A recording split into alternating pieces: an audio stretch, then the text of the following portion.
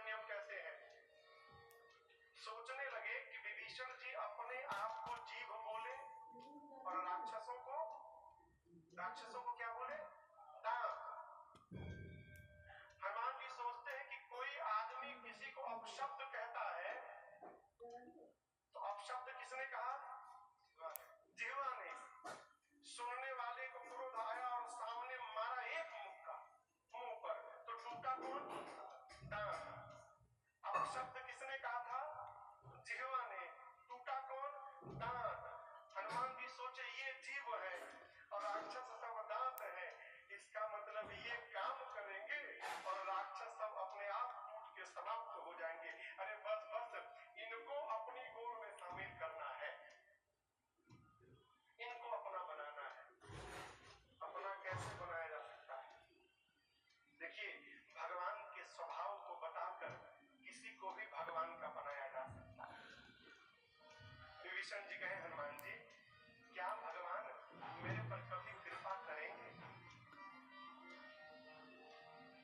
लेकिन आज एक बात पर मुझे भरोसा हो गया, अब मोहि भरोसा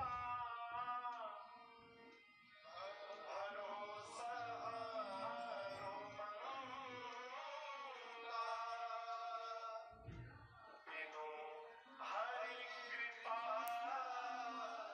मिलहि नाहि संता।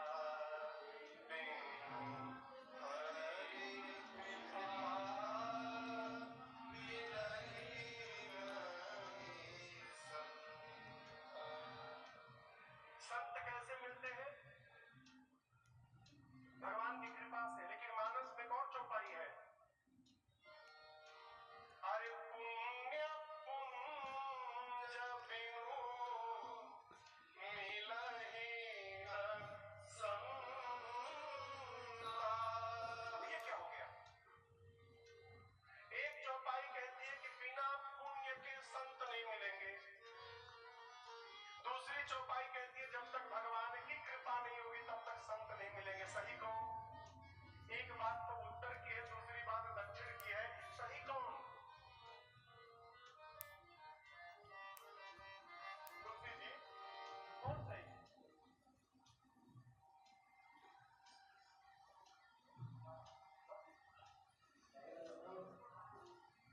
नहीं, दोनों दो बातें हैं, दोनों दो बातें हैं। देखिए, दोनों सही है, दोनों का स्थान अलग अलग है। पहली बात, पुण्य पुंज बिनु मिलहि न संता। आप इतने लोग कथा के विश्राम सत्र में आए हैं, क्या विराटनगर में बस इतने लोग हैं? कहिए। आप इसलिए आए हैं कि आपके जीवन के पुण्य ने आपको घर में बैठने नहीं दिया और उस पुण्य ने आपको घर से निकालकर भगवान की कथा तक पहुंचा दिया। जीवन में जब पुण्य होगा तो हम घर से निकल के और उस पुण्य के सहारे संत के दरवाजे पहुंच जाएंगे। यहाँ कहा गया पुण्य पुंज बिनु मिलहि न संता। पुण्य होगा तो आप जाकर संत से मिल लेंगे। अब दूसरी बात, बिनु हरि कृपा। लेकिन जब भगवान की कृपा हो जाएगी ना तो आपको घर से कहीं जाना नहीं है, संत ही आपके घर आकर और आपको अपना दर्शन प्रदान कर देंगे। जब संत आकर दर्शन दे तो समझिएगा ये पुण्य से नहीं मिला है, ये भगवान की कृपा से हमको दर्शन प्राप्त हो गया। दोनों दो अवस्था। विभीषण जी कहते हैं, हनुमान जी आप जैसा संत आकर मुझे दर्श दिया है, ये मेरे पर भगवान की कृपा है। क्या भगवान मुझे अपनाएंगे? हनुमान जी कहते हैं, आप अपनी बात करते हो, मुझे देखिए ना, मैं कौन बहुत बड़े खानदान से आया हूं, कपी हूं, चंचल हूं, मेरे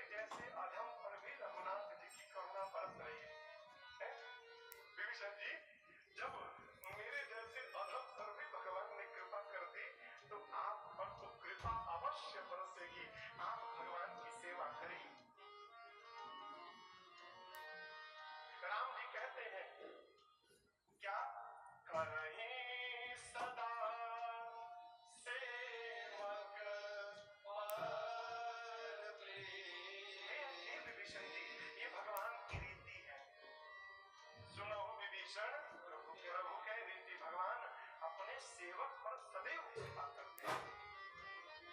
विभीषण जी गदगद हो गए। हनुमान जी ने सीता जी का पता पूछा, कहाँ है, युक्ति पूछी कि कैसे अशोक वाटिका में पहुंचूंगा, और वही छोटा सा रूप बना के हनुमान जी जिस अशोक वृक्ष के नीचे मेरी मां बैठी थी, जाकर उसी के ऊपर हनुमान जी महाराज बैठ गए। अशोक के पत्तों के पीछे छिप के हनुमान जी सोचने लगे क्या करूं। तब तक रावण अपनी रानियों के साथ, सैनिकों के साथ सीता जी के पास आया, और आकर हमिंग आ रही है, हमिंग आ रही है। आकर रावण ने मेरी मां को अनेक प्रकार से डराया धमकाया। रावण क्या कहता है, एक बार देख लो, बस एक बार मिलो मम गोरा। सीता मैया ने रावण और अपने बीच में तिनके को लाके खड़ा कर दिया। तिनका, तिनका क्यों कि सीता जी का जन्म धरती से हुआ है। अब तिनका कहाँ मिलता है, धरती पर। इस नाते तिनका मेरी माँ का भाई हो गया। जब पापी दुराचारी सामने आया तो माँ ने अपने भाई को बीच में लाके खड़ा कर दिया। माँ कहती वीर बनता है, तुझे लज्जा नहीं आती, एकांत में तूने मेरा हरण किया है। अरे मेरे प्रभु के बाण से डर रावण, मेरे प्रभु सूर्य है, और उस सूर्य के आगे तेरी क्षमता जुगनू के समान नहीं है। सुना मैं जुगनू, निकाल लिया चंद्रहास, खड़ग मार दूंगा। समझाया मंदोदरी जी ने, कहा नहीं, उचित नहीं है। रावण ने मां की सेवा में जो राक्षसियां थी उनको कहा समझाओ सीता को, एक मास के भीतर यदि इसने मेरी बात ना मानी तो चंद्रहास खड्ग से सिर को धड़ से अलग कर दूंगा। डरा धमका कर गया। मां की सेवा में जो मुख्य राक्षसी थी उसका जानते क्या नाम था? त्रिजटा नाम राक्षसी एका। परिचय क्या है? रामचरण रति निपुण विवेका। जिस रामचरण रति को भरत जी अभी मांग रहे हैं, रति मने प्रेम, उस रामचरण रति को त्रिजटा प्राप्त करके बैठी है। राम जी की परम भक्त है त्रिजटा। रावण ने अनजाने में त्रिजटा जी को नहीं रखा है, जानबूझ के रखा है कि त्रिजटा राम भक्त है। यदि सीता जी के पास त्रिजटा रहेगी तो सीता मैया को अपने मन की बात कहने में कोई कष्ट नहीं होगा, इसलिए त्रिजटा को लगाया है। रावण के जाने के बाद त्रिजटा जी ने राक्षसियों को बुलाकर कहा, सुनो एक बानर आया है। हनुमान जी सुनो जी, देख लिया क्या इसने मुझे? राक्षसियां पूछी कहाँ आया है? तब तक त्रिजटा बोली सपने में आया है। सपने बानर लंका जा रही। एक बंदर आया है सपने में, मैंने देखा और उसने लंका को जला दिया, निशाचरी सेना को समाप्त कर दिया। रावण के 10 सिर मुंडित हो गया है, 20 भुजाएं कट गई है। रावण गधा पर बैठा है, मुख पे कालिक पुत गया है, और गधा पर बैठकर रावण दक्षिण दिशा में गया है। लंका के राजा विभीषण हो गए हैं, और पूरी लंका में राम जी का जय जयकार हो रहा है। और एक बात बोलूं, 4 दिन के भीतर ये सपना सत्य होने वाला है। हनुमान जी सोचे अब समझ में आया मुझे, भगवान ने एक काम बताया था, जामवंत जी ने एक काम बताया था, लेकिन सुरसा ने कहा राम काज सब करी हो, और लंकी ने भी कहा था रवि श्रीनगर की जय सब काजा। आज पता चला वो सब काम क्या है। पहला काम लंका को जलाना, प्रभु जलाओ। जातुधान सेना सब मारूंगा। रावण की बात नहीं, जामुन जी ने मना किया, रावण को टच मत करना। रावण को जो टकला हुआ है, भुजा कट गई है, ये भगवान करेंगे। ठीक प्रभु, ये 2 काम मैं करके आऊंगा। हनुमान जी समझ गए कि भगवान ने इसको सपना देखकर और मेरे पास ईमेल भिजवाया है, कहे तो व्हाट्सएप का मैसेज भिजवाया है भगवान ने मेरे पास कि बेटा ये काम मैंने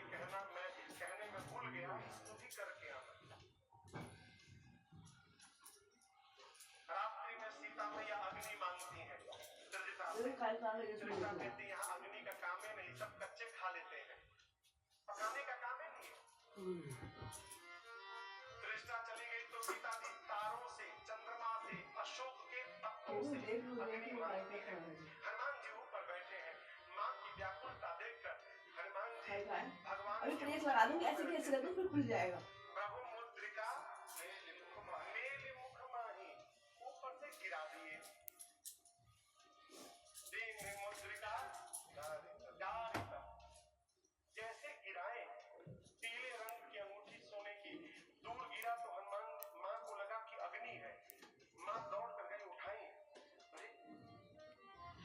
अरे चकित चितवा मुदरी वही चाली, माँ पहचान गई, पहले तो हर्ष बाद में विषाद हृदय अकुलानी।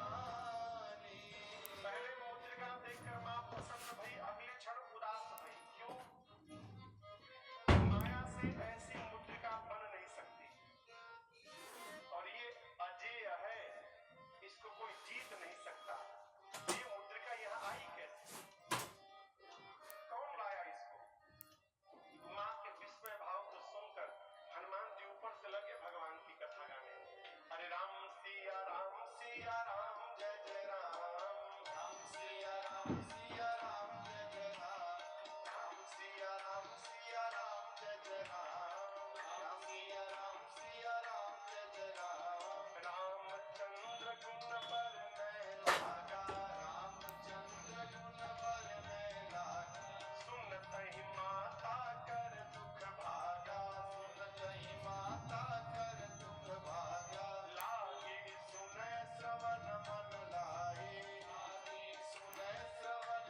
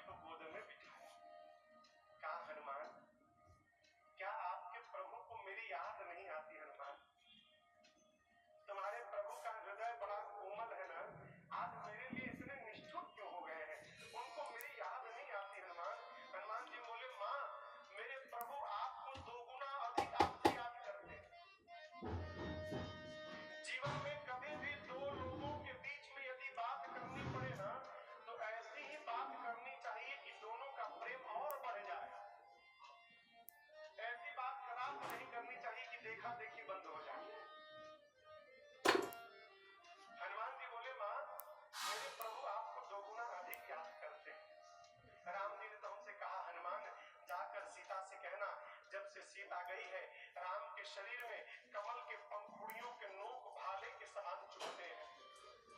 सीता से कहना कि सीता के बिना राम के लिए ये रात्रि काल रात्रि बन गई है।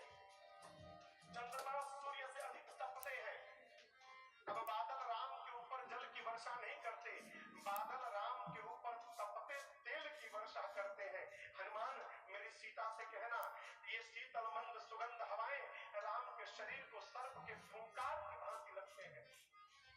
मां, मेरे प्रभु और आपके प्रेम को प्रभु का मन समझता है, और जो मन समझता है ना मां, वो मेरे प्रभु का मन प्रभु के पास नहीं, राम जी का मन दिन रात आपके ही पास रहता है। मां, अरे मां, कुछ दिनों की बात है मां, हनुमान जी स्वरूप बदले हुआ। मां, कछुक दिवस जननी धनुधीरा, कपिन सहित आई हरि रघुवीरा। जिस प्रकार अग्नि में कीड़े मकोड़े जलकर भस्म होते हैं मां, प्रभु आएंगे और उनके बाण रूपी अग्नि में सारे मिटाकर जल के भस्म होंगे। इतने छोटे हैं हनुमान जी, इतने छोटे, इतने मां की गोद में बैठे हैं और कहते हैं मां, दुहाई राम जी की प्रभु ने अनुमति नहीं दी है, नहीं तो मैं अभी मातु में जाऊं ले भाई, मैं अभी आपको उठा के ले जाता, लेकिन प्रभु ने लाने के लिए नहीं कहा है। मां सोची खुद मेरी गोद में बैठा है, कैया भर का है, और कह रहा है उठा के ले जाऊंगा। तो मां ने कहा हनुमान, तुम्हारे प्रभु की सेना में जितने बंदर हैं कपि, सबका साइज तुम्हारे इतना है कि कोई तुमसे भी बड़ा है। हनुमान जी देखे कि मां को संशय हो रहा है। हनुमान जी कहे मां, ये तो नकली है, असली मैंने नहीं दिखाया, दिखाऊं क्या? मां ने कहा एक बार दिखाओ। हनुमान जी पीछे गए और जो स्वरूप समुद्र के किनारे कपियों को दिखाया था वही स्वरूप मां के सामने कनक शरीरा, हमारा भयंकर अतिबल वीरा। मां के सामने हनुमान जी स्वर्ण की श्रृंखला की भांति खड़े हो गए। मां ने कहा इतना बड़ा? हनुमान जी बोले मां ये छोटका है, बड़का दिखाऊं? मां बोली जल्दी नीचे आओ, जल्दी नीचे आओ, इतना बड़ा? हनुमान जी बोले यही तो बात है मां। सुनु माता शाखा नहीं बल बुद्धि विशाल, प्रभु प्रताप ते गरुड़हि खाई परम रघुव्याल। हनुमान जी कहते मां हम शाखा के हिरण हैं, डाल पे रहने वाले, हमारा इतना ही बल है मां कि हम एक डाल से दूसरे डाल पर छलांग लगा सकते हैं। ना बल है ना बुद्धि है, एक है भरोसा। क्या? जो सर्प को गरुड़ जी खाते हैं मां, यदि प्रभु का आशीर्वाद मिल जाए ना तो एक छोटा सा सांप भी गरुड़ को अपना भोजन बना सकता है। मां ने सुना कि बच्चे के पास बल नहीं है। देखिए मां जीवन भर अपने बच्चे को बलवान बनाने में लगी रहती है। किसी की भी मां हो यही कहती है खा ले नहीं तो कमजोर हो जाएगा, खा लो नहीं तो कमजोर हो जाओ। सीता मैया से हनुमान जी बोले मां तुम्हारे लड़का के पास बल नहीं है। मां कही कि बेटा मां के पास आया है, अभी मां अपने बच्चे को आशीर्वाद दे के बलवान बनाती है। मां ने कहा आशीष दीने प्रिय जाना,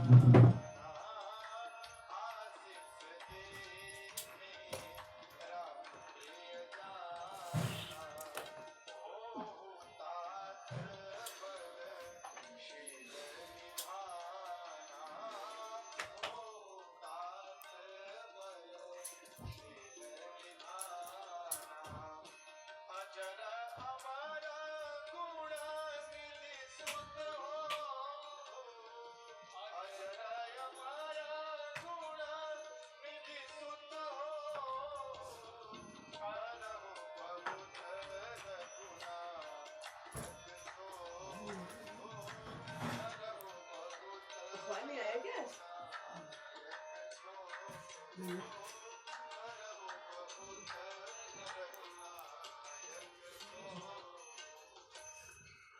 ने आशीर्वाद दिया, अजर हो जाओ, अमर हो जाओ, बलवान हो जाओ। लेकिन बलवान के बाद वाला बड़ा इंपॉर्टेंट है, क्या शीलवान हो जाओ। बलवान को शील बहुत कम होता है। बुरा मत मानिएगा, जो बच्चे जिम में जाके तनिक बॉडी वॉडी बना लेते हैं तो उसके बाद उनका चाल देखिए, ऐसे घूमते हैं। क्यों? बिना मतलब में धक्का मार के चलते हैं, जानते करते कोई उलझेगा नहीं। बलवान को शील नहीं होता। कोई बलवान पहलवान नहीं बैठा ना यहाँ पे, क्षमा करिएगा।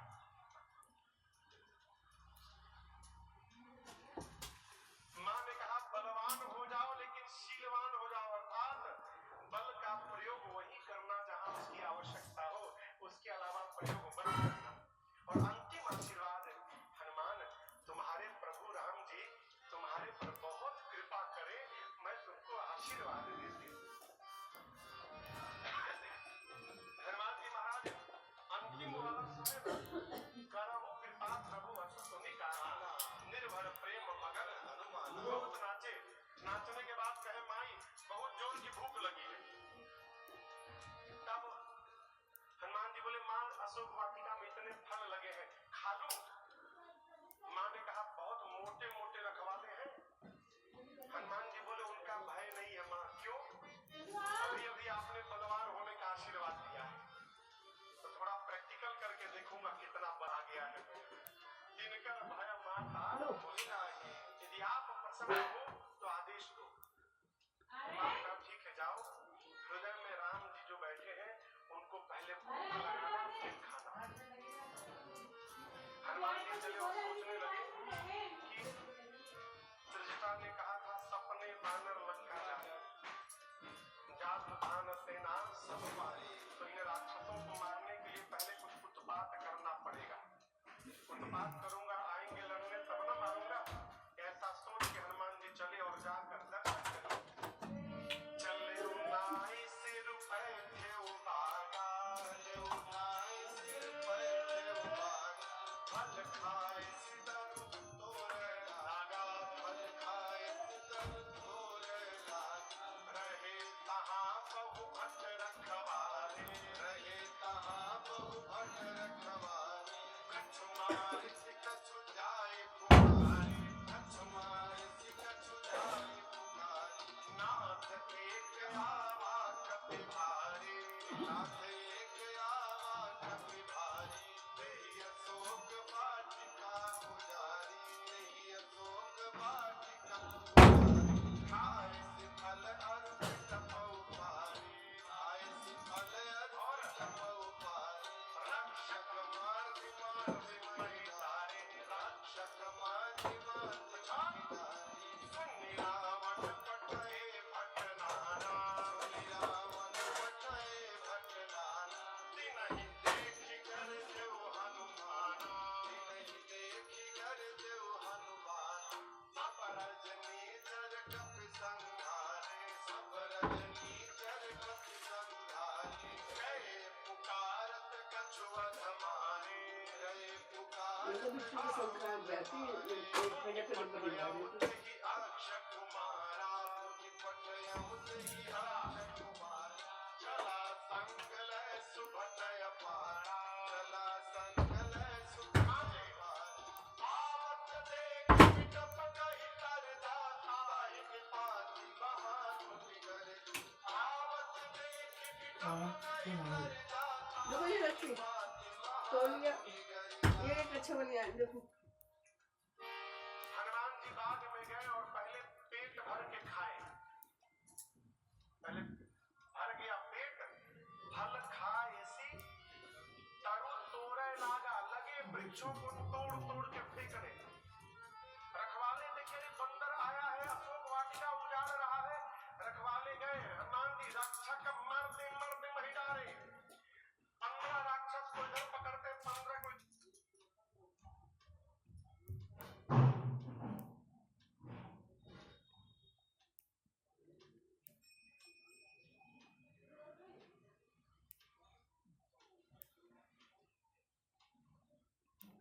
पौष मास की कथा। पौष मास की कथा। पौष मास की माता।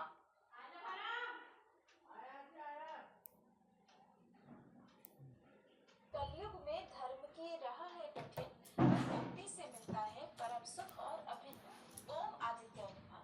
हरे कृष्णा। आज पौष मास का अंतिम दिन है और आज पौष मास के 29वें दिन की कथा हम सबको याद दिलाती है कि सच्चाई और धर्म के मार्ग पर चलने से हम न केवल बाहरी जीवन में शांति प्राप्त करते हैं, बल्कि आत्मिक शांति और परमात्मा का आशीर्वाद भी प्राप्त करते हैं।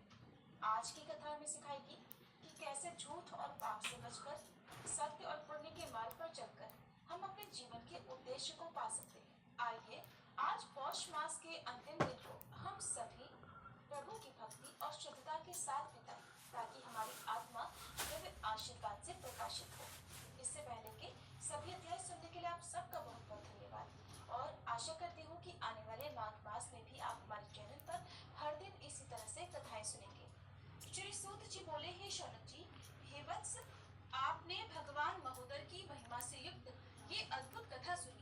अब आपको एक और उपाख्यान सुनाता हूँ जिसमें भगवान महोदर की कीर्ति निहित है। उसे आप ध्यानपूर्वक सुनो। एक बार दुर्बुद्धि नामक एक दैत्य बहुत प्रबल हो उठा था। अत्याचारों से पीड़ित देवताओं ने भगवान गजमुख से निवेदन किया कि उनकी रक्षा की जाए। भगवान ने कृपा पूर्वक उन्हें अभय दान दिया और दैत्यराज दुर्बुद्धि को मार डाला। उस दैत्य का पुत्र ज्ञानारी भी बड़ा हठी और पराक्रमी था। अपने पिता के मरने पर उसने गजमुख से बदला लेने का निश्चय किया। उसकी प्रार्थना सुनकर दैत्य गुरु शुक्राचार्य ने उसे भगवान त्रिलोचन को प्रसन्न करने का परामर्श दिया और साथ ही पंचाक्षरी मंत्र नमः शिवाय की शिक्षा भी दी। ज्ञानारी निर्जन वन में जाकर उस मंत्र से अनुष्ठान पूर्वक तपस्या करने लगा। उसके कठोर तप से प्रसन्न होकर भगवान शंकर प्रकट हुए, जिनके दर्शन करके अत्यंत प्रसन्न हुए असुर ने सर्वत्र विजय और निर्भयता का वर प्राप्त कर लिया। वरदान देकर भगवान शंकर अंतर्ध्यान हो गए और असुर प्रसन्न होकर घर लौट गया। फिर उसने विशाल असुर सेना एकत्रित कर सभी लोगों पर विजय प्राप्त कर ली। अब उसके निरंकुश शासन का सर्वत्र आरंभ हो गया। उसने सभी शुभ कर्मों पर रोक लगा दी और छल, अनीति, अनाचार, असत्य, अधर्म, हिंसा, अपहरण आदि की छूट दे दी। उसके अत्याचारों से धरती कांप उठी। धरती ने देवताओं के पास जाकर रक्षा की प्रार्थना की। इधर देवता और ऋषि मुनि भी विवश, असहाय, अनाश्रय और भयभीत हो रहे थे। उन्होंने भगवान श्री विष्णु के पास जाकर कहा कि प्रभु, ज्ञानारी के अत्याचारों से पीड़ित हुई धरती आपसे रक्षा प्रार्थना करने के लिए आई है। हे नाथ, उसकी निरंकुशता से हम भी अत्यंत ग्रसित हो रहे हैं। आप हम सब पर कृपा कीजिए। भगवान श्री विष्णु बोले, देवताओं, गणेश्वर की उपासना से ये तुम्हारा दुख शीघ्र ही दूर हो सकता है। उनके दशाक्षरी मंत्र गं शुभ्र प्रसादनाय नमः का जप करते हुए उन्हीं महोदर भगवान को प्रसन्न करो। तब देवताओं ने भगवान विष्णु के उपदेश से महोदर भगवान की आराधना आरंभ की, जिससे प्रसन्न होकर उन्होंने विष्णु प्रिया लक्ष्मी जी को स्वप्न देकर कहा कि आपने पहले पुत्र की इच्छा की थी, उसे पूर्ण करने के लिए मैं ही आपके पुत्र रूप से प्रकट होऊंगा। सिंधु तनया ने अर्थात देवी लक्ष्मी जी ने प्रसन्नता व्यक्त की और निद्रा भंग होने पर उन्होंने अपनी शैया पर एक अलौकिक शिशु को लेटा हुआ देखा। देवी लक्ष्मी ने उसे तुरंत अपने अंग में उठा लिया और उसे प्यार करने लगी। उन्होंने उसी समय पूर्ण आनंद का अनुभव किया था, इसलिए बालक का नाम भी पूर्णानंद ही रखा। उधर महोदैत्य ज्ञानारी के भी पुत्र हुआ था, जिसका नाम उसने सुबोध रखा। वस्तुतः सुबोध यथा नाम तथा गुण ही हुआ। उसके मन में पूर्णानंद महोदर के लिए अत्यंत श्रद्धा भक्ति का भाव था। वह निरंतर उन्हीं का स्मरण, ध्यान और नाम जप करता रहता था। वह अपने पिता के सामने भी भगवान महोदर का ही गुणगान किया करता। उसके पिता ज्ञानारी को यह बात सहन नहीं हुई।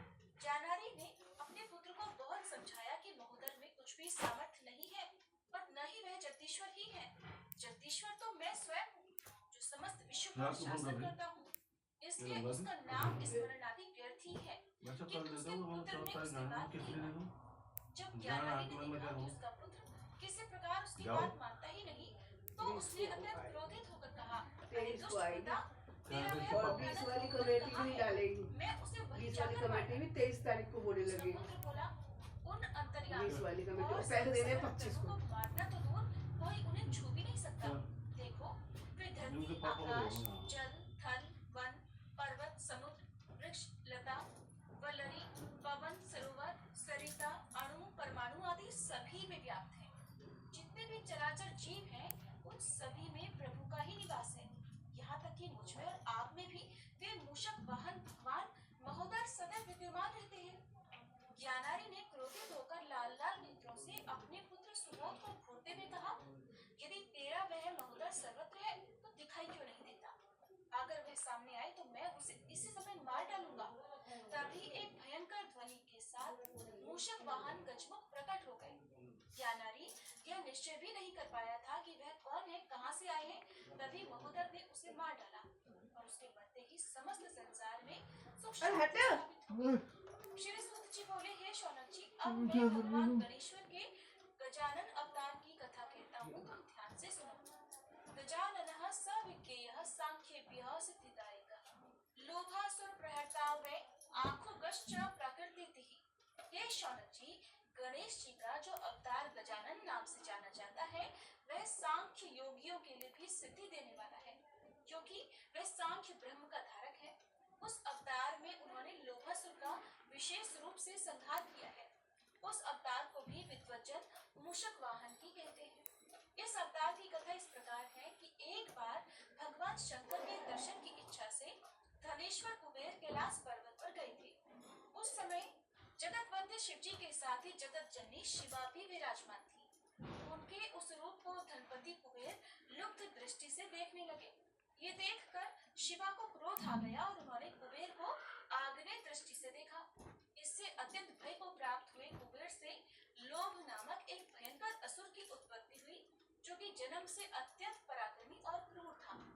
उसने कुबेर से पूछा कि मैं कहाँ जाकर रहूं? कुबेर बोले, तुम शुक्राचार्य के पास जाओ, वे ही तुम्हारी व्यवस्था करेंगे। लोभासुर दैत्य गुरु शुक्राचार्य के पास जाकर उन्हें प्रणाम करता हुआ बोला, ब्राह्मण, मुझे धनेश्वर ने आपकी सेवा में आने को कहा है और मैं उनका पुत्र लोभ हूँ, आप मुझ पर कृपा कीजिए। दैत्य गुरु शुक्राचार्य ने कहा कि वत्स, तुम भगवान शंकर को प्रसन्न करने में पूर्ण समर्थ हो, उन्हीं के द्वारा तुम्हारा भी कल्याण होगा।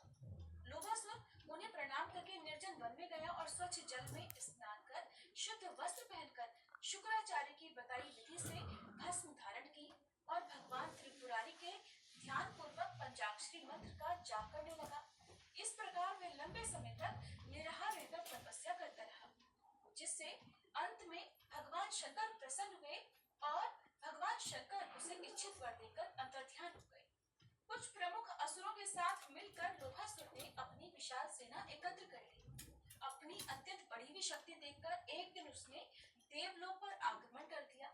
भीषण युद्ध हुआ और स्वर्ग पर भी असुर की विजय हुई। उसने स्वर्ग पर अधिकार करके वहां अपना एक अधिकारी नियुक्त कर दिया।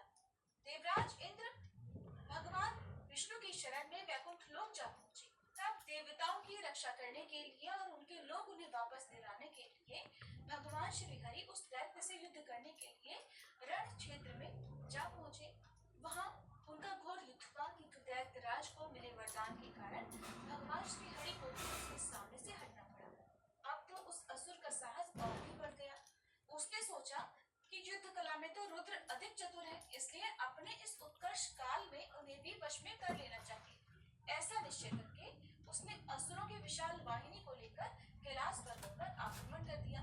भगवान शिव को स्मरण हुआ कि ये वही लोभासुर है जिसने मुझसे त्रैलोक की विजय का वर प्राप्त किया था, इसलिए इससे युद्ध करने से कोई लाभ नहीं होगा।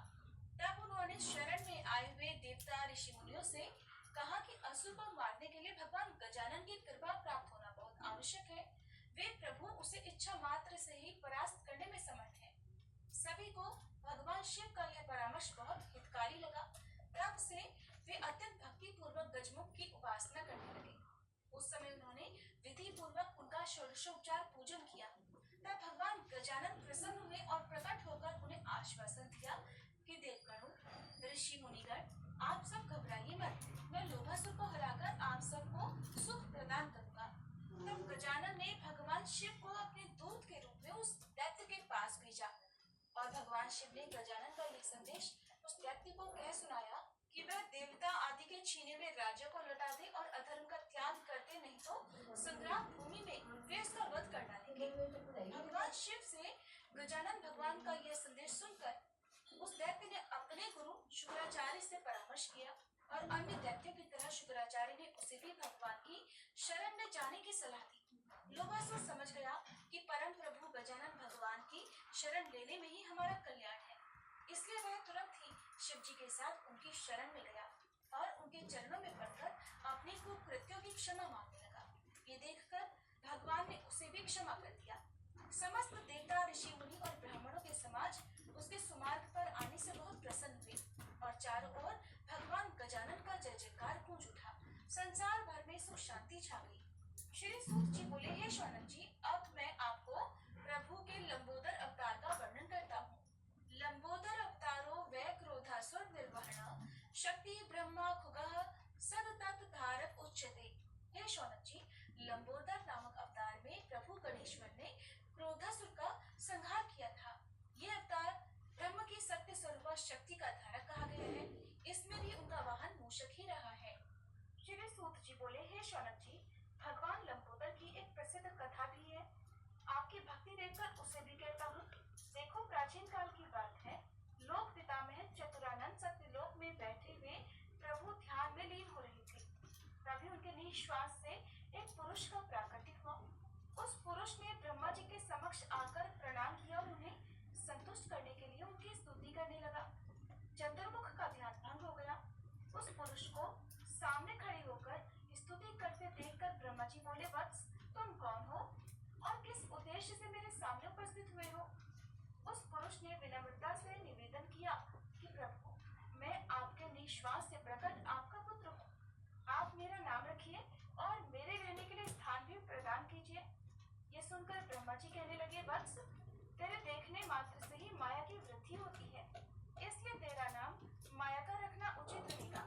हे महामते, तेरी समस्त मनोकामनाएं पूर्ण होंगी और तेरी गति में कहीं भी कोई अवरोध नहीं होगा। तू सदैव स्वस्थ रहता हुआ सभी को अपने वश में करने में समर्थ होगा। चतुरानंद से ऐसा वर पाकर मायाकर को बड़ी प्रसन्नता हुई।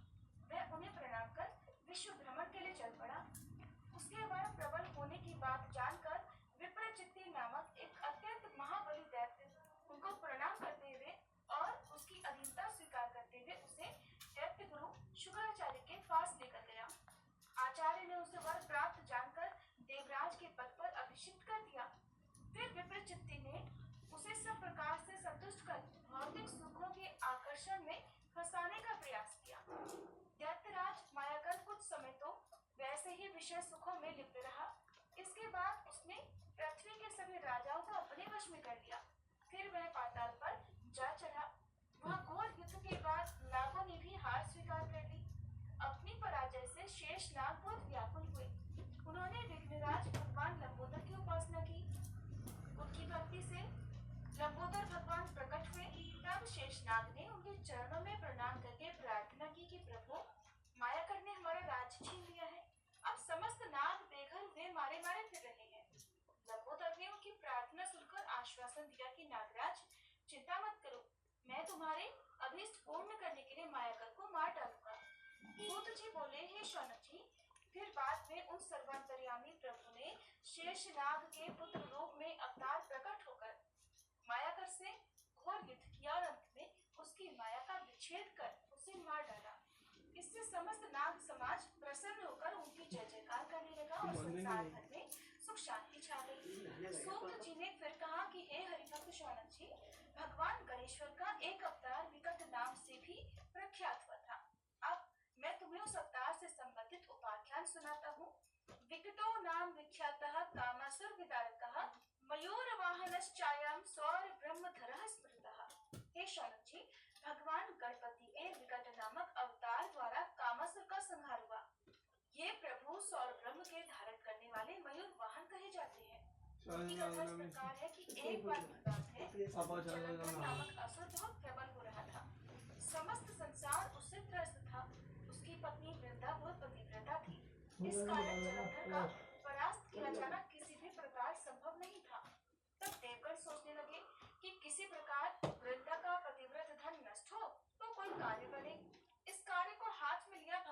विष्णु ने और जलंधर का रूप बनाकर वह वृंदा के भवन में जा पहुंचे। उस समय जलंधर रण क्षेत्र में गया हुआ था। वृंदा ने श्री विष्णु को पति रूप में देखकर उनका बड़ा सत्कार किया। वृंदा का स्पर्श करते ही श्री हरि विष्णु के दिव्य शरीर से एक अत्यंत तेजस्वी असुर की उत्पत्ति हुई। वह असुर अदृश्य की प्रेरणा से दैत्य गुरु शुक्राचार्य की सेवा में पहुंचा और उन्हें प्रणाम कर एक और खड़ा हो गया। फिर बोला, प्रभु मुझे शिष्य रूप में स्वीकार कीजिए।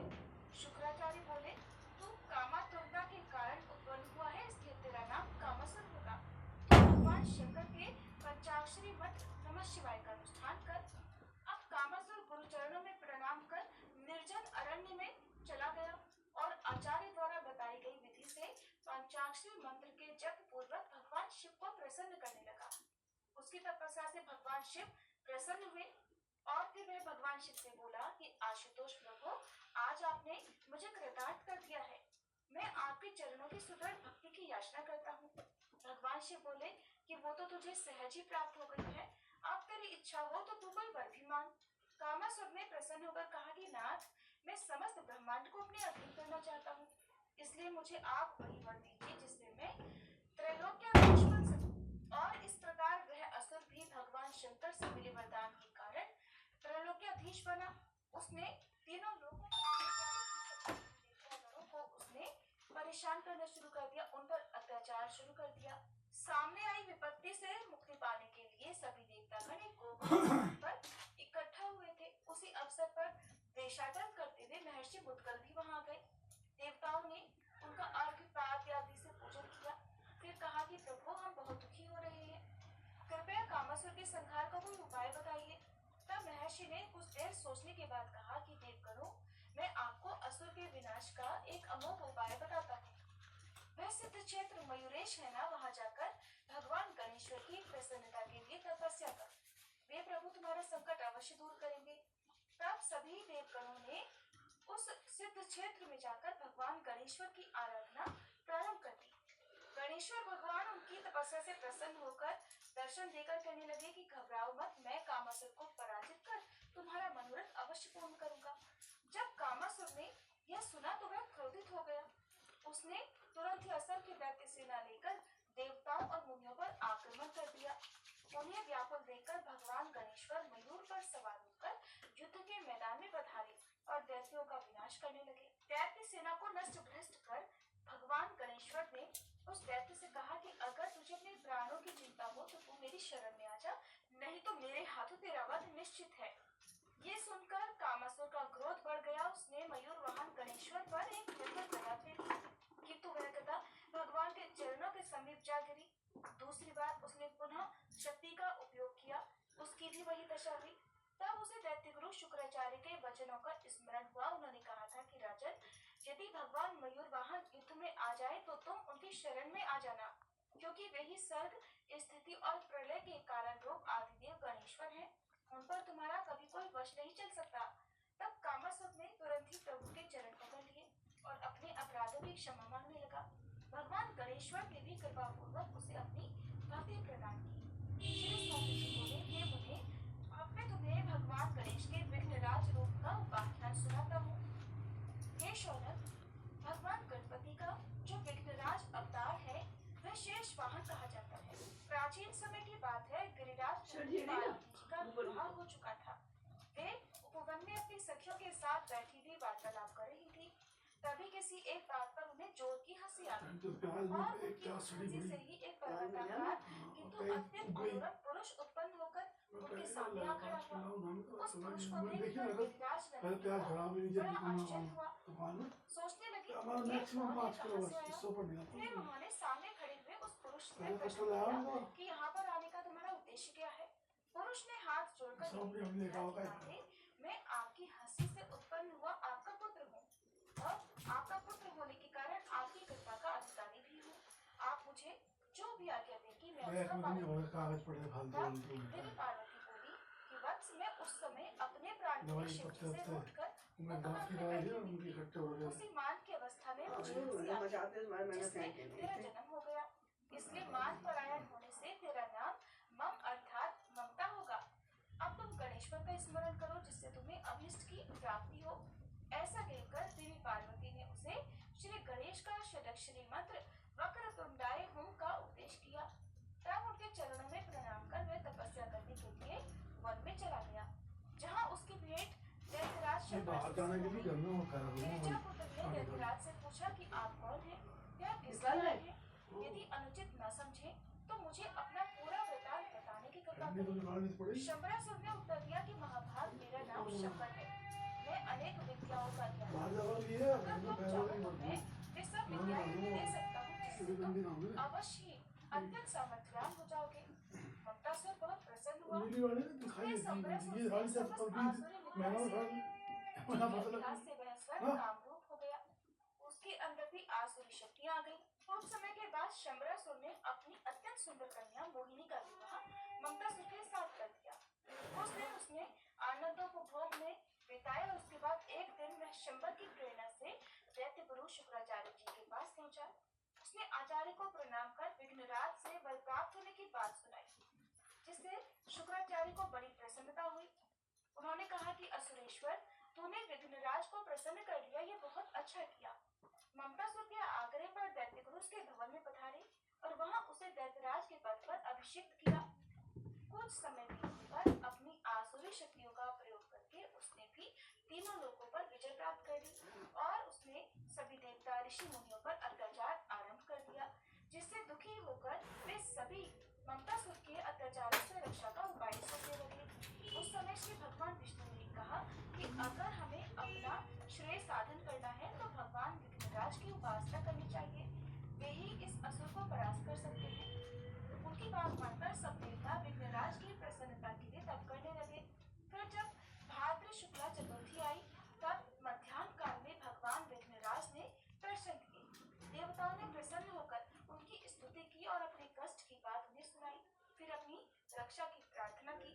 भगवान गणेश्वर ने आश्वासन दिया कि देवताओं निश्चिंत रहो, मैं ममतासुर को परास्त करूंगा। ऐसा कहकर भगवान गणेश्वर अंतर्ध्यान हो गए। फिर ममतासुर और भगवान गणेश्वर के बीच युद्ध आरंभ हो गया। असुर राज भी अपने दोनों पुत्रों और वाहिनियों के साथ रण क्षेत्र में उपस्थित हो गया। भगवान विघ्नराज ने उसके सभी आयुध स्तंभित कर दिए। वह जैसे ही हथियार उठाता वे तुरंत जाते। फिर भगवान ने अपना कमल असुर सेना के बीच में छोड़ दिया। उस कमल की गंध से सभी असुर मूर्छित हो गए। ममतासुर भी मूर्छित हुआ पड़ा रहा। फिर जब उसे होश आया तो वह कमल को देखकर कंपायमान हो उठा और विघ्नराज की स्तुति करने लगा, जिससे भगवान प्रसन्न हो गए। उन्होंने ममतासुर को आदेश दिया कि असुर श्रेष्ठ, तू देवताओं को अपने अपने पद का उपभोग करने दे। ऋषि मुनियों और ब्राह्मणों को धर्माचरण की स्वतंत्रता रहना आवश्यक है। तू भी अधर्म कार्यों का त्याग कर अपने आप को सीमित रख। जहाँ मेरा पूजन स्मरण न किया जाता हो, वहीं लोगों को मोहित करके उनके हृदय पर अपना राज्य स्थापित कर, कि तुम मेरे भक्तों के समक्ष सेवक के समान रहता हुआ उनके सम्मान में लगा रहे। असुर राज ने उनकी आज्ञा स्वीकार कर ली और फिर उनके चरणों में प्रणाम करता हुआ और परिक्रमा करने के बाद वह वहां से चला गया। इसके बाद समस्त देवता और ऋषि मुनि प्रसन्न होकर विघ्नेश्वर गणेश की स्तुति करने लगे। श्री सूत जी बोले, हे मुने, मैंने तुम्हें भगवान विघ्नराज का श्रेष्ठ वृतांत सुना दिया है। अब तुम्हें उनके धूम्रवर्ण स्वरूप का उपाख्यान भी सुनाऊंगा, ध्यान पूर्वक सुनो। हे शौनक जी, श्री गणेश जी का धूम्रवर्ण नामक जो अवतार हुआ, उसके द्वारा अभिमान नामक असुर का नाश हुआ था। वे प्रभु शिव ब्रह्म स्वरूप और मूषक वाहन कहे जाते हैं। उनका उपाख्यान इस प्रकार है कि प्राचीन समय में लोक पितामह चतुरानन ने भगवान भास्कर को कर्म राज्य का अधीश्वर बना दिया और उस अत्यंत महिमायुक्त पद के प्राप्त होने पर सूर्य देव ने सोचा कि संसार में मेरे समान महिमा वाला कोई नहीं है। उन्होंने फिर सोचा कि कर्म के प्रभाव से चतुरानंद सृष्टि रचते, उसी से भगवान श्री हरि संसार का पालन करते और उसी से शिव जी संसार कार्य में समर्थ होते हैं। शक्ति भी शिव का पालन पोषण कर्म के बल पर ही करती है। इस प्रकार सभी अपने अपने कर्म के अधीन हैं और मैं समस्त कर्मों का संचालन करने वाला देखता हूँ। इससे स्पष्ट होता है कि सभी मेरे अधीन हैं। इस प्रकार अहंकार पूर्वक विचार करते करते सहसा उन्हें छींक आ गई, जिससे एक सुंदर पुरुष की उत्पत्ति हुई। वह महाकाय और महाबली था। उसके नेत्र भी बहुत विशाल थे। वह पुरुष दैत्य गुरु शुक्राचार्य के पास गया और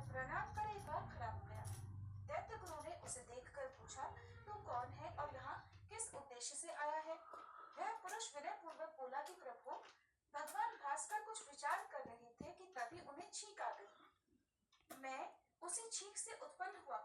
इस प्रकार इस पृथ्वी पर तो अनाथ और आश्रयहीन ही हूँ। आपकी कीर्ति सुनकर ही मैं यहाँ आपके पास आया हूँ और आपके अधीन रहता हुआ आपकी आज्ञा पालन करता रहूं, ऐसा मेरा विचार है। शुक्राचार्य ने बहुत देर तक ध्यान में रहने के बाद कहा कि तुम्हारी उत्पत्ति सूर्य के अहंकार से हुई है, इस कारण तुम्हारा नाम अहम और अभिमान होगा। तुम गणेश के षोडक्षरी मंत्र ओम गं गौम गणपते विघ्न विनाशिने स्वाहा इसके जब अनुष्ठान पूर्वक उन्हीं भगवान गजानन को प्रसन्न करो। अभिमान ने उनकी आज्ञा सुनकर प्रणाम किया और अनुष्ठान सीख कर चला गया। फिर स्नानादि से निवृत्त होकर अनुष्ठान करने लगा। उसने 1000 दिव्य वर्षों तक श्री गणेश जी का ध्यान करते हुए कठिन तपस्या की। एक दिन मूषक वाहन गणाध्यक्ष प्रसन्न हो गए। अभिमान ने देखा कि भगवान प्रकट हो गए हैं। उनका गजेंद्र के समान मुख, एक दांत, 3 नेत्र, शूल जैसे कान और विशाल उदर है। वे चतुर्भुज स्वरूप प्रभु अपने कर कमलों में पाश आदि आयुध धारण किए हुए हैं। उनके दर्शन करके अभिमान प्रसन्न हो गया। उसने तुरंत ही उन मंगलों के भी मंगल वरदराज को भक्ति भाव से प्रणाम किया। फिर उनकी स्तुति करने लगा। स्तुति से प्रसन्न हुए गजानन भगवान ने कहा, हे सुव्रत, मैं प्रसन्न हूँ भगवान। अभिमान ने हाथ जोड़कर निवेदन किया कि प्रभु, अगर आप मुझ पर प्रसन्न हैं तो मुझे अपनी भक्ति प्रदान कीजिए। हे नाथ, मैं माया से किसी भी प्रकार से मृत्यु को प्राप्त न हो, ऐसा वर भी दीजिए। तथास्तु कहकर भगवान वरदराज अंतर ध्यान हो गए। अभिमान भी प्रसन्न हुआ, दैत्य गुरु के समीप पहुंचा और उन्हें प्रणाम कर वर प्राप्ति के बारे में उन्हें बताया। तब शुक्राचार्य ने अनेक मुख्य असुरों को बुलाकर उसके वरदराज के वर के प्रबल होने की बात बताई और उनकी सहमति से अभिमान को दैत्येश्वर के पद पर अभिषिक्त कर दिया। उसने जल्दी ही पृथ्वी, पाताल और स्वर्ग पर विजय प्राप्त कर ली। अब वह समस्त ब्रह्मांड का ईश्वर बनकर अपना निरंकुश शासन चलाने लगा। एक दिन अधर्मधारक नामक असुर ने उसकी सभा में जाकर कहा, असुरेश्वर, आपने समस्त विश्व को अपने वश में कर लिया। पूरे ब्रह्मांड पर एक छत्र राज्य करते हैं, किंतु गिरी गुहाओं और भयंकर अरण्यों में छुपकर रहते हुए देवता असुरों के समूल उन्मूलन के लिए निरंतर प्रयत्नशील है और वे हमारे छिद्र की ताक में रहते हैं। अगर उन्हें अवसर मिला तो वे हमारा संहार करने में पीछे नहीं रहेंगे। इसलिए जहाँ तक संभव हो उनका अस्तित्व समाप्त कर देना चाहिए। वे सब यज्ञादि कर्मों द्वारा पोषण प्राप्त करते हैं, इसलिए उन कर्मों की समाप्ति बहुत आवश्यक है। अहंतासुर ने उसकी बात मान ली और यज्ञादि कर्म नष्ट करने का आदेश दे दिया। इस कारण असुरों ने उन समस्त कर्मों का खंडन आरंभ कर दिया और देवताओं की खोज के उद्देश्य से पर्वतों और अन्य वनों को भी नष्ट करने लगे। जहाँ जहाँ गणेश जी की प्रतिमाएं स्थापित थी, उन मंदिरों से भी प्रतिमाएं हटवा दी गई और उनके स्थान पर उस अहंतासुर ने अपनी प्रतिमाएं स्थापित करा दी। उनके पुजारी पद पर भी अहंतासुर के परम भक्त नियुक्त किए गए। इस प्रकार ममतासुर की उपासना प्रचलित हो गई। इधर देवता बहुत दुखी हो रहे थे।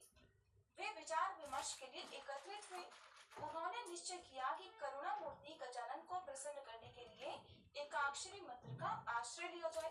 तब वे विधि पूर्वक भगवान गणेश्वर की उपासना करने लगे, जिससे संतुष्ट होकर भगवान ने उन्हें दर्शन दिया। तब भगवान धूम्रवर्ण ने उन्हें आश्वासन दिया कि हे देवताओं, मैं तुम्हारे समस्त संकट शीघ्र ही दूर करूंगा। ऐसा कहकर वे अंतर्ध्यान हो गए। तब प्रसन्न हुए देवगण उन्हीं का ध्यान और यशगान आदि करते हुए समय की प्रतीक्षा करने लगे। रात्रि में भगवान श्री गणेश्वर ने अपनी क्रोधपूर्ण मुद्रा में अहंतासुर को दर्शन दिया, जिससे दैत्यराज कांप उठा। उसने प्रातःकाल अपनी सभा में आकर असुरों से कहा कि मैंने स्वप्न में गणेश्वर को देखा था। वे बड़े क्रोधित हो रहे थे। उन्होंने हमारा नगर भस्म कर दिया और हमें पराजित भी कर दिया था। मैंने देखा कि देवगण पुनः स्वच्छंद विचरण कर रहे हैं। यह स्वप्न कितना अशुभ और भयंकर है। दैत्यों ने उसे समझाया कि असुरेश्वर, आप तो प्रत्यक्ष वर के प्रभाव से भय रहित हैं। स्वप्न तो झूठे होते हैं। उन्हें प्राप्त किया हुआ धन मिलता नहीं और दिया हुआ धन जाता नहीं। इसलिए स्वप्न के शुभाशुभ पर विचार करना व्यर्थ ही है। दैत्यराज मौन हो गया। इधर देवर्षि नारद का आगमन हुआ तो उसने उनका बड़ा सत्कार किया। उन्होंने उसे भगवान धूम्रवर्ण का संदेश दिया कि तुम मेरे ही वर से प्रबल हुए हो, इसलिए मेरे प्रकोप से नष्ट नहीं हो जाओगे। अतः शीघ्र ही समस्त अधर्म कार्यों का त्याग कर मेरे शरण में आ जाओ। क्षेत्र में मैं तुम्हें जीवित शुद्ध में तो नहीं है ये। देवर्षि नारद के मुख से शुद्ध उस में नहीं है, इसको संदेश जमा को कराना सुनकर पड़ेगा। अहंतासुर बहुत क्रोधित हुआ और बोला, हम सोचे फिर निकल जाते आप हैं, धूम्रवंड से मिलना कह पड़ेगा दीजिए वहाँ पे। कि हम ठीक किसी है, प्रकार से फॉर्म अशक्त जमा करना नहीं पड़ेगा हैं फिर। और इतना पराक्रम रखते हैं कि तुम्हारा भी वध कर डालें। देवर्षि नारद जी वहां से चले गए। इधर अहंतासुर ने क्रोध पूर्वक देवताओं को खोज खोज कर मारना आरंभ कर दिया। नारद जी ने भी भगवान धूम्रवर्ण गणेश्वर को असुर की गर्भोक्ति सुना दी। इससे देवताओं में और व्याकुलता फैल गई। वे कातर स्वर में गणराज की प्रार्थना करने लगे। भगवान ने उन्हें आश्वासन दिया कि देवताओं चिंता मत ऐसी करो, आपस में ज़्यादा मैं लगता है। लीला पूर्वक ही उसका गर्भ खंडन किए देता हूँ, तुम यही बैठ कर रहना और मेरे कार्य को देखना। ये झाड़ू देगा, सुनकर उन्होंने देगा। अपने अत्युग्र पाश को फेंका। वह मैं तो पाश बैठ गया और तेजी से मैं असुरों की ओर दौड़ पड़ा। उसे मालूम जहाँ नहीं, जो पता ही कोई नहीं। भी असुर मिला उसी सड़ी को प्याज उसने मार मिलेगी, डाला। हम कचौड़ी कोई देंगे। भी उसे रोकने में समर्थ नहीं था, जिससे असुरों की बस्तियां उजड़ गई और समस्त दैत्य राक्षस हाय हाय करने लगे। बिट्टू को लगाया अहंतासुर पड़ा उससे है। बहुत चिंतित और हाँ। व्याकुल हुआ। हाँ, उसके ये ना पुत्रों ने उसे सांत्वना दी कि पिताजी, हमारे रहते हुए आप क्यों चिंता कर रहे हैं? वह मायामय धूम्रवर्ण हमारा कुछ भी नहीं बिगाड़ सकता।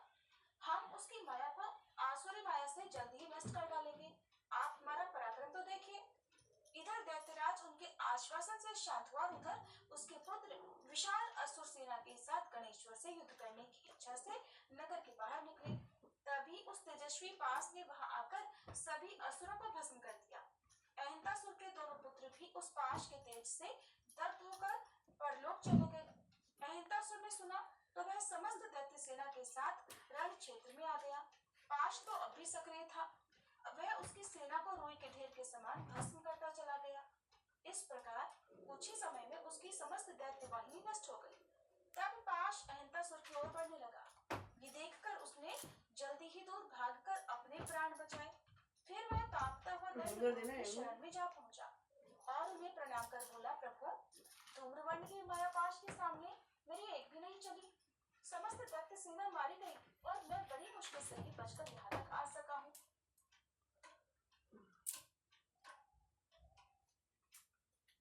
बंद कर दिया। मैंने कुछ दामन किया बना दूंगा।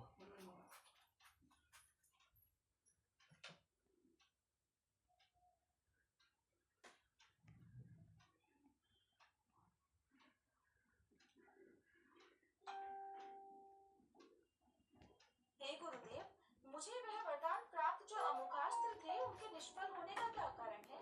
शुक्राचार्य बोले, मूर्ख, उन गणाध्यक्ष को तो भूल गया जिन्होंने वर प्रदान कर प्रबल और अजय बनाया था।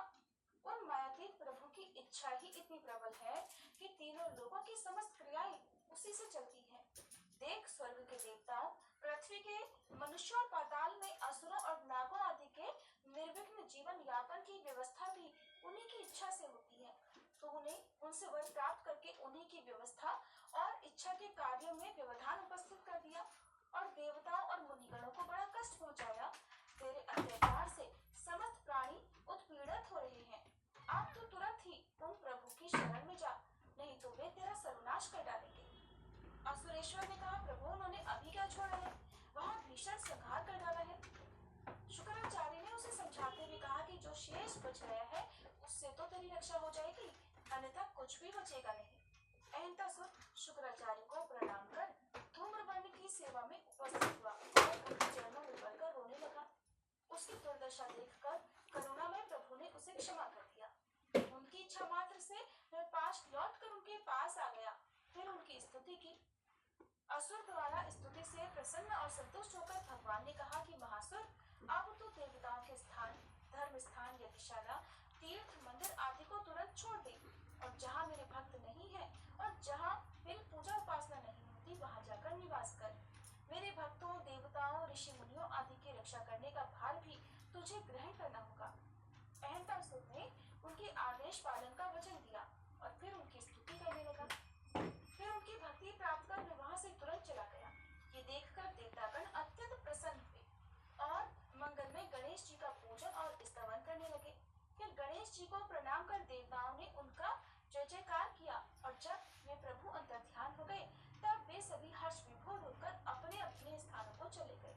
श्री सूत जी बोले, हे शौनक जी, मंगल में भगवान गणेश के धूम्रवर्ण अवतार का यह सुखदायक और पुण्यवर्धक उपाख्यान पूरा हुआ।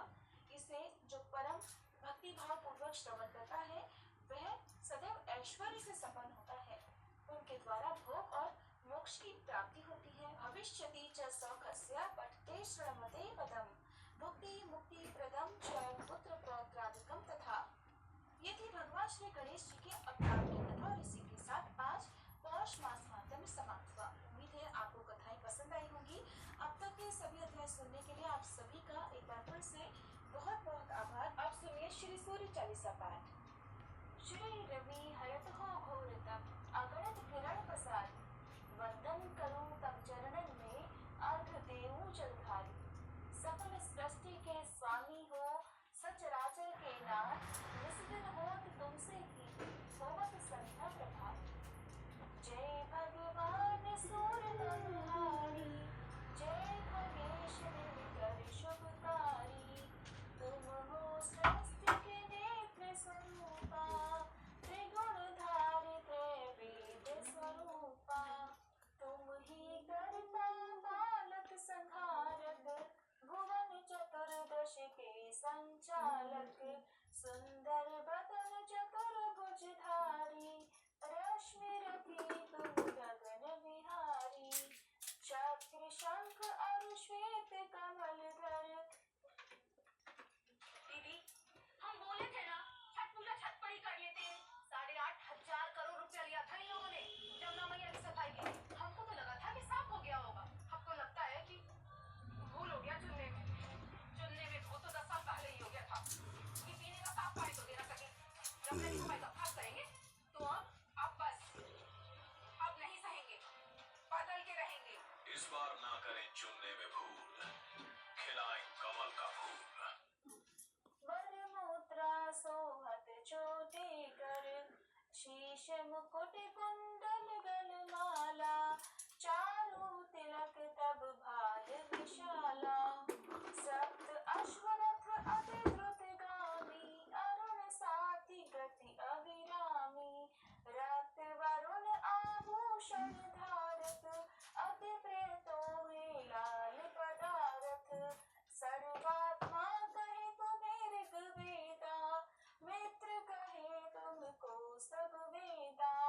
पंचदेव में पूजे जाते मनोवांछित फल साधक पाते। द्वादश नाम जाप उद्धारक रोग शोक अरु कष्ट निवारक। माँ कुंती तब ध्यान लगायो दान वीर सूत कंठ सो पायो। राजा युधिष्ठिर तब जस गायो अक्षय पात्र वो वन में पायो। शस्त्र त्याग अर्जुन अकुरायो वन आदित्य हृदय से पायो। विंध्याचल तब मार्ग में आयो हाहाकार तुम से छायो। मुनि अगस्त गिरि गर्भ मिटायो निज तप बल से विंध्य नवायो। मुनि अगस्त तब महिमा गाई सुमिर भये विजयी रघुराई। तूहे विरोध मधुर फल जाना मुख में ली नहीं तोहे हनुमाना। तब नंदन शनि देव कहावे पवन के सूत शनि तीर मिटावे। यज्ञ व्रत स्तुति तुम्हारी कीन्ही भेंट शुक्ल यजुर्वेद की दीनी। सूर्यमुखी हरिधर तब रूपा कृष्ण सुदर्शन भानु स्वरूपा। नमन तोहे ओंकार स्वरूपा नमन आत्मा अरुकाल स्वरूपा। दिग दिगंत तब तेज प्रकाशे उज्ज्वल रूप तुम्ही आकाशे। दश दिग्पाल करत तब सुमिरन अंजलि नित्य करत हैं अर्पण।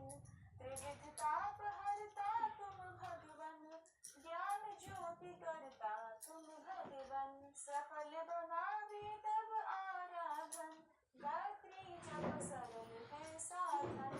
संध्या काल करत जो कोई पावे कृपा सदा तब होई। चित शांति सूर्यास्तक देव व्याधि अपाधि सब हर लेवे। अस्त दल कमल